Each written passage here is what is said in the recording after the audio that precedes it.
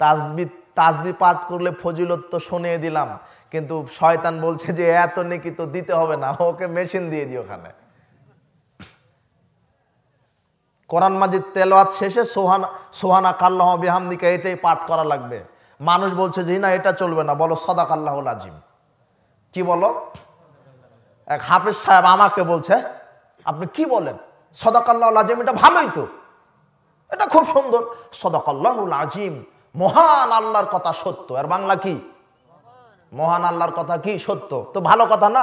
কোরআন কি মিথ্যা নাকি? তো সাদাকাল্লাহুল আযীম বলা যাবে না মানে? এই যে আল্লাহর কথা সত্য, আমি তো এটাই বললাম সাদাকাল্লাহুল আযীম।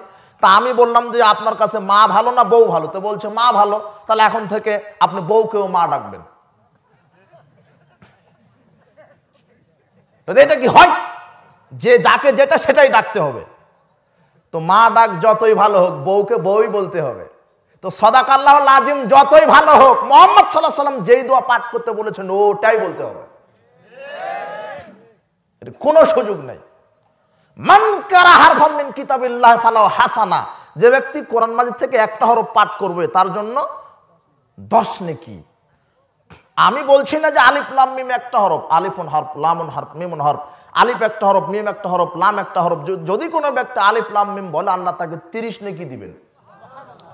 তখন আমি যদি বলি যে তাহলে পেশাব পায়খানায় ঢোকার সময়তে কি দোয়া আছে?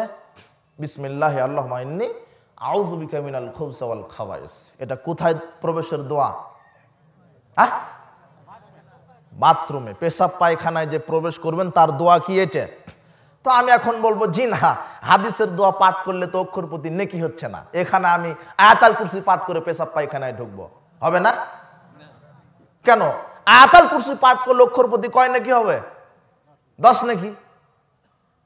কিন্তু যুক্তি দিয়ে ধর্ম চলে না। একজন মানুষের নীতিতে ধর্ম চলে, যার নাম কি? মুহাম্মদ সাল্লাল্লাহু আলাইহি ওয়াসাল্লাম। রাসূল সাল্লাল্লাহু আলাইহি ওয়াসাল্লাম যেই দোয়া পাঠ করে পেশাব পায়খানাতে প্রবেশ করতে বলেছেন ওই দোয়াই পাঠ করতে হবে। রাসূল সাল্লাল্লাহু আলাইহি ওয়াসাল্লাম বলেছেন যে কোরআন মাজিদ তেলাওয়াত করার শেষে তোমরা এই দোয়া পাঠ করো, সুবহানাকা আল্লাহুম্মা ওয়া বিহামদিকা আশহাদু আল্লা ইলাহা ইল্লা আনতা আস্তাগফিরুকা ওয়া আতুবু ইলাইক। কাজে এটাই পাঠ করতে হবে, সাদাকাল্লাহুল আযীম বলা যাবে না। আপনি কষ্ট পেলেও করার কিছুই নাই, আপনার বাপ দাদা থেকে আসলেও করার কিছু নাই। বাপ দাদার দোহাই দিয়ে ধর্ম চলে না, ধর্ম দলিলের ভিত্তিতে চলে। তবে আহলে হাদিসদের সংখ্যা নাই, শক্তি নাই, টাকা নাই, এ কথা ঠিক, তবে দলিল আছে এ কথাও ঠিক। আহলে হাদিস ওভাবে সাড়া নয়, এমনিতেই ওভাবে সাড়া দেওয়ার তো প্রয়োজন নাই। আমি তো ঠিক বলছি বলেই তো ঠিক, আপনার ঠিক বললেও ঠিক, না বললেও ঠিক। আপনার তো ঠিক বলা লাগবে না, এটা কি আমাকে ভোট দিচ্ছেন নাকি আপনারা? আপনার ভোটের তো প্রয়োজন নাই, আমার কাছে কোরআন হাদিস মওজুদ আছে, আসুক না বেটা, কে আছে এভাবে কোরআন হাদিস আয়নার মতো করে খুলে দেখাতে পারবো। রাসূল সাল্লাল্লাহু আলাইহি ওয়াসাল্লাম বলেছেন কোরআন মাজিদ তেলাওয়াত শেষ করে এই দোয়াটাই পাঠ করতে হবে। আপনি কোরআন মাজিদ তেলাওয়াত করেন, আয়াতুল কুরসি পড়েন, সূরা বাকারা পড়েন, নাস পড়েন, বিচার মাঠে সূরা বাকারা আর আলে ইমরান আল্লাহর সাথে ঝগড়া করবে। কার সাথে ঝগড়া? বুঝেন ঝগড়া? যেটা আপনার স্ত্রী দিনরাত করে প্রতিবেশীর সাথে, ওরকম ঝগড়া করবে। আপনি করেন, মানুষের নেতার একটা পক্ষ নিয়ে আপনি আর এক নেতার বিরুদ্ধে ঝগড়া করছেন, তো বিচার মাঠে বাকারা আর আলে ইমরান আল্লাহর সাথে ঝগড়া করবে। এই দুইটি সূরা আল্লাহকে বলবে আল্লাহ এই লোকটাকে জান্নাত দিতে হবে, আল্লাহ বলবেন না দিব না, কাবিরা গুনাহ আছে।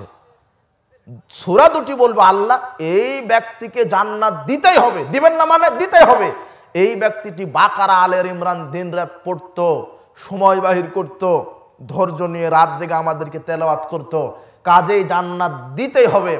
আল্লাহ বলবেন ঠিক আছে যাও, তোমাদের সাথে তো পারা বড় কঠিন, এদেরকে জান্নাত দিয়ে দিলাম। তার মানে কোরআন পড়তে হবে আপনাকে। রাসূল সাল্লাল্লাহু আলাইহি ওয়াসাল্লাম বলছেন কুল হুয়াল্লাহু আহাদ ওয়াল মুআব্বিদাতাইন হাইনা তুমসি হাইনা তুসবি সালাসা মাররাত। ইখলাস, ফালাক, নাস তুমি সকালে 3 বার করে পড়ো, সন্ধ্যায় 3 বার করে পড়ো। ইখলাস, ফালাক, নাস যখন ফজরের সালাত আদায় করবা তখন 3 বার পড়ো, যখন সন্ধ্যা করবা মাগরিবের পরে তখন 3 বার পড়ো, সকালে 3 বার করে, মাগরিবের পরে 3 বার করে পড়ো। যদি এই আমলটা করতে পারো তা ফিকা মিন কুল্লি সেই, তাহলে আল্লাহ তোমাদেরকে যে কোনো বিপদ থেকে বাঁচিয়ে দিবেন। আপনি আমল করে দেখেন, বিশ্বাসের ত্রুটি আপনার আছে, তাই তো আপনার জীবনে বিপদ লেগে আছে। আপনি বিশ্বাস নিয়ে আমলটা করতে থাকেন। যখন সকাল করবেন তখন ইখলাস ফালাক নাস 3 বার করে, যখন সন্ধ্যা করবেন ইখলাস ফালাক নাস 3 বার করে। রাসূল সাল্লাল্লাহু আলাইহি ওয়াসাল্লাম বলছেন জিজু আহাদুকুম মা ইয়াকরা সুলুসাল কোরআন কুল্লা লাইলা, প্রত্যেক রাতে কি তোমরা 10 পারা কোরআন মাজিদ পড়তে পারো? প্রত্যেক রাতে কি তোমরা 10 পারা কোরআন মাজিদ পড়তে পারো? সাহাবীগণ বলছেন কাইফা ইয়াকরা সুলুসাল কোরআন, কিভাবে 10 পারা পড়া যায় এক রাতে, কিভাবে 10 পারা পড়া যায় এক রাতে? রাসূল সাল্লাল্লাহু আলাইহি ওয়াসাল্লাম বলছেন কুল হুয়াল্লাহু আহাদ তা'দিলু সুলুসাল কোরআন, যদি তুমি একবার ইখলাস পড়ো শুরু থেকে শেষ পর্যন্ত, তাহলে আল্লাহ তোমাকে 10 পারার নেকি দিয়ে দিবেন।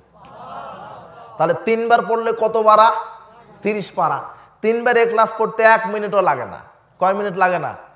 1 মিনিটে 30 পারা কোরআন খতমের নেকি। পড়ে কে? আপনার স্ত্রী বসে আছে গীবতের তাফসীর মাহফিলে, ও পড়বে কখন? আপনার ছেলেটা আছে ওই যে আর্জেন্টিনা আর ব্রাজিল নিয়ে, সব কুকুর সিগাল, কোরআন পড়বে কখন? ঘুষের আড্ডায়, সুদের আড্ডায়, জেনার আড্ডায়, মদের আড্ডায় সবাই জাহেলিয়াত চর্চা করছে, কোরআন পড়বে কখন? মুসলিম জাতি আজকে কোরআন থেকে বহু দূরে, বহু দূরে কোরআন মাজিদ থেকে। রাসূল সাল্লাল্লাহু আলাইহি ওয়াসাল্লাম দিন রাত কোরআন মাজিদ পড়তেন, তিনি পড়তে বলতেন। যারা কোরআন মাজিদ পড়তে শিখেননি, জরুরি ভিত্তিতে কোরআন মাজিদ পড়তে শিক্ষা অর্জন করতে হবে। আল্লাহ আমাদেরকে সে তৌফিক দান করুন, আল্লাহুম্মা আমিন। বিশ্বাস করেন, যেই পরিবারে 5 ওয়াক্ত সালাত নেই সেই পরিবার আদর্শ নয়, যেই পরিবারে পর্দা নেই সেই পরিবার আদর্শ নয়, যেই পরিবারে হালাল রিজিক নেই সেই পরিবার আদর্শ নয়, যেই পরিবারে কোরআন মাজিদ তেলাওয়াত নেই সেই পরিবার আদর্শ নয়, ওটা হচ্ছে জাহেলি পরিবার। যেই পরিবার ইসলামের কৃষ্টি কালচার নেই, যেই পরিবার ইসলামের নীতি আদর্শ নেই, যেই পরিবারে নবীর আদর্শ নেই, যেই পরিবারে আল্লাহর বিধান নেই, ওই পরিবার শয়তানের পরিবার। সকাল করে, রাত করে, কোরআন নেই, আল্লাহর বিধান নেই, আল্লাহর ইবাদত নেই, এমনিতেই চলে, খায় পায়খানা করার দিন কাটায়। লজ্জা শরম হওয়া দরকার। বলছিলাম যে সমাজে অনেক ভ্রান্ত আমল চালু আছে, এই আমলগুলি আমাদেরকে শুধরে নিতে হবে রাসূল সাল্লাল্লাহু আলাইহি ওয়াসাল্লামের তরিকায়। কার তরিকায়? যেই আমলের ফজিলত যত বেশি, সেই আমলটাকে ধ্বংস করার জন্য শয়তান সেখানে বেদাত তৈরি করে দিয়েছে। যেই আমলের ফজিলত যত বেশি, সেই আমলটা ধ্বংস করার জন্য শয়তান ওখানে কি তৈরি করে দিয়েছে? বেদাত। রাসূল সাল্লাল্লাহু আলাইহি ওয়াসাল্লাম বলছেন ফাকুলু মিসলা মা ইয়াকুল মুয়াজ্জিন, আজান শোনার পরে মুয়াজ্জিন যা বলে তাই তোমরা বলো। মুয়াজ্জিন যা বলবে তাই বলতে হবে। তবে হাইয়া আলাস সালাহ হাইয়া আলাল ফালাহ, এই দুইটাতে ব্যতীত, এই দুইটাতে বলবেন লা হাওলা ওয়ালা কুওয়াতা ইল্লা বিল্লাহ। হাইয়া আলাস সালাহ হাইয়া আলাল ফালাহ, এই দুইটাতে আপনি বলবেন লা হাওলা ওয়ালা কুওয়াতা ইল্লা বিল্লাহ। আস সালাতু খায়রুম মিনান নাওম, এটা শোনার পরে বল সাদাক্তা ওয়া বারারতা, এটাও চলবে না। আর সালাতু খায়রুম মিনান নাওম বলার পরে মুয়াজ্জিন যেটা বলবে আপনাকেও বলতে হবে সালাতু খায়রুম মিনান নাওম। এটাই রাসূল সাল্লাল্লাহু আলাইহি ওয়াসাল্লাম, মুয়াজ্জিন যা বলে তোমরাও সেটা বলো। তবে হাইয়া আলাস সালাহ হাইয়া আলাল ফালাহ ব্যতীত মুয়াজ্জিন যা বলবে, মুয়াজ্জিন কি বলে? আশহাদু আন্না মুহাম্মাদার রাসূলুল্লাহ, তখন বলছে সাল্লাল্লাহু আলাইহি ওয়াসাল্লাম। জি না, এই সময়তে দরুদ পড়তে হবে না। এই সময় তো রসুলের তো সুস্পষ্ট বিধানই আছে, রাসূল বলেছেন যা বলে তাই বলো। হ্যাঁ, আবার বৃদ্ধাঙ্গুলি চুমা খায়, কে খায়? চুমা। আবার চোখে মাসা করে, যে একটা দলিল নাই, ভুয়া দলিল নাই, এমনিতেই চলছে সমাজে। যখন একামাত হচ্ছে আশহাদু আন্না মুহাম্মাদ রাসূলুল্লাহ, তখন বাহ কি আমল, মানে সালাতে ঢুকতেই বেদাত দিয়ে শুরু। আর সালাত কি হয়নি? শয়তানের পাওয়ার দেখেন। মান ক্বালা হিনা ইয়াসমাউন নিদা, যে ব্যক্তি আযান শোনার পরে বলবে আল্লাহুম্মা রাব্বা হাদিদ দাওয়াতিত তাম্মা ওয়াস সালাতিল কায়মা আতি মুহাম্মাদানিল ওয়াসিলাতাল ফাদিলা ওয়া বা'দহু মাকামাম মাহমুদান লিল্লাযী আদাতা, এই দোয়া আযানের দোয়া, 614 নম্বর হাদিস বুখারী। এতটুকুনি শেষ। এই দোয়াটা যদি কেউ বলতে পারে আল্লাহুম্মা রাব্বা হাযিহিদ দাওয়াতিত তাম্মা ওয়াস সালাতিল কায়মা আতি মুহাম্মাদানিল ওয়াসিলাতাল ফাদিলা ওয়া বা'আথহু মাকামাম মাহমুদানিল ওয়াদতা।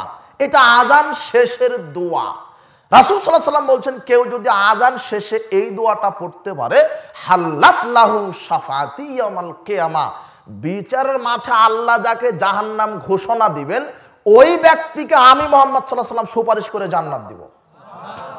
যদি এই দোয়াটা পাঠ করা থাকে, শয়তান চিন্তা করে সর্বনাশ, জাহান্নাম থেকে টেনে আবার নিয়ে আসছে, কাজে এখানে একটা কিছু করতে হবে, বলছে যে ওয়ারযুকনা শাফাআতাহু ইয়াউমাল কিয়ামা।